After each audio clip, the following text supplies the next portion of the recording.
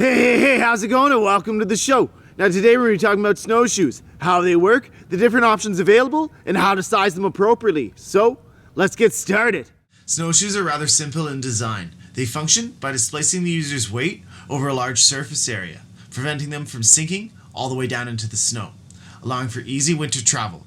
This is generally referred to as flotation, which will vary depending on the weight of the user, the overall size of the snowshoes, along with conditions with more flotation on hard-packed snow and less in deep powder. When choosing snowshoes, there are a few things you may want to consider, as there are several different types to choose from. Now, the first thing you'll want to do is to think about what kind of activities you'll use them for and what kind of terrain you'll be traversing.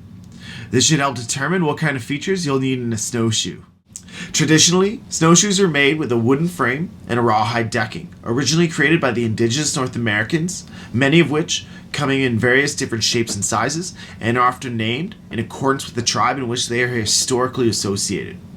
With the Inuit preferring the large rounded bear paw style of snowshoes made for deep powder in open areas, along with the paddle-shaped Huron style and the long skinny Ojibwe snowshoes, both of which excel at traversing through forested areas.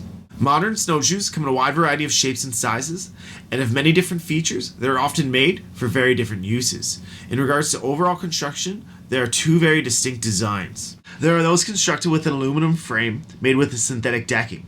These tend to be lightweight while also providing a high level of flotation.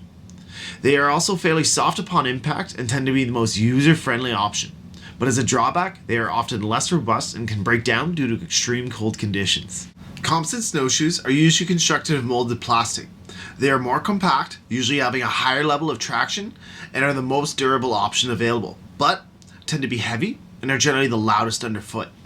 Now on top of that, most snowshoes can generally be broken down into three main categories, based on their intended uses, often having features that are meant for different types of terrain.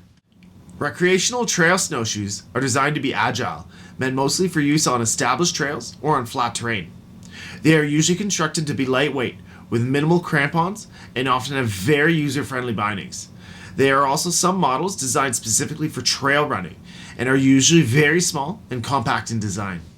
Hiking or backcountry snowshoes are designed to be a bit sturdier, meant to take you off trail and into the backcountry. They generally have crampons with a moderate amount of traction, and will usually also have a heel lift that can be deployed to give the user a sturdy platform for their heel to rest on when traversing uphill on steep terrain. They excel at carrying medium to large loads off trail, in deep snow, and on rolling hills. Alpine or mountaineering snowshoes offer the greatest amount of traction and durability, designed specifically for high elevation gain, along with handling extremely steep and icy conditions. Most mountaineers nowadays will use composite snowshoes with aggressive crampons with a lot of traction. But there are also several notable aluminum frame models having teeth cut into the frame itself for an added level of traction, along with sometimes solid, oversized heel lifts to help you reach the summit. When sizing snowshoes, it really comes down to the weight of the user plus all the gear you intend to carry. In general, the larger and heavier the person, the larger the snowshoe.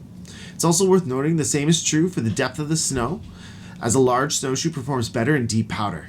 Nowadays, most aluminum frame snowshoes are gender specific, as men and women have a different gait, with the women's gait and stride being much more narrow on average.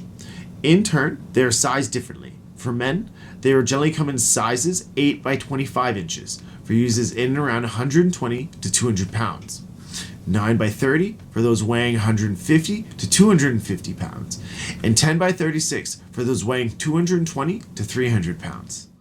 Now for women, you'll usually see them in 7 by 21, suitable for those weighing 80 to 150 pounds, 8 by 25 for those weighing 120 to 200 pounds, and 9 by 30 for users weighing 170 to 250 pounds.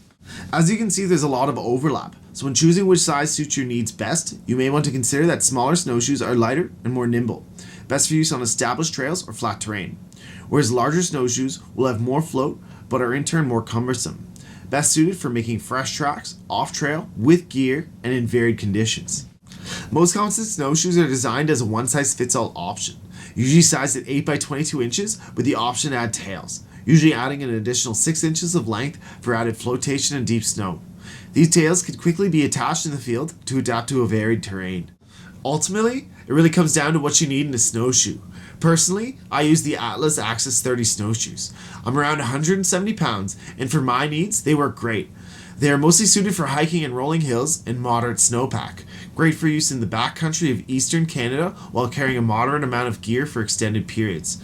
They are fairly lightweight in design with moderate traction, handling hills really well, along with a sturdy heel lift for going up steep inclines. They also have great flotation and have very sturdy yet user-friendly webbing style binding straps that allow for easy entry into and out of the snowshoe bindings. In the end, I'd say do yourself a favor and get yourself a pair of snowshoes, well suited for your needs. Trust me, you won't regret it. Well, thanks again, everyone. Hope this was helpful. Have a good one and get out there and explore. If you enjoyed this content, give it a like, subscribe, and click the notification bell for more Tripping Authority videos.